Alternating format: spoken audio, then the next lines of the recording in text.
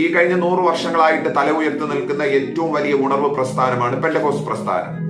നിങ്ങൾ ആ സഭകളുടെ എണ്ണം എടുത്തു കഴിഞ്ഞാൽ, അല്ലെങ്കിൽ ആ സഭകളുടെ അംഗങ്ങളുടെ എണ്ണം എടുത്തു കഴിഞ്ഞാൽ, ഇന്നും വളരെ വിരലിലെണ്ണാവുന്ന ആൾക്കാരെ കൊണ്ട് മാത്രം ആ സഭകൾ ഒതുങ്ങിയിരിക്കുന്നത് നിങ്ങൾക്ക് കാണാനായിട്ട് കഴിയും. എല്ലാമല്ല, മൊത്തത്തിൽ അടച്ചാക്ഷേപിക്കുകയല്ല, ഏറെക്കുറെ പലയിടങ്ങളിലും അങ്ങനെയാണ് നമുക്ക് കാണാനായിട്ട് കഴിയുന്നത്.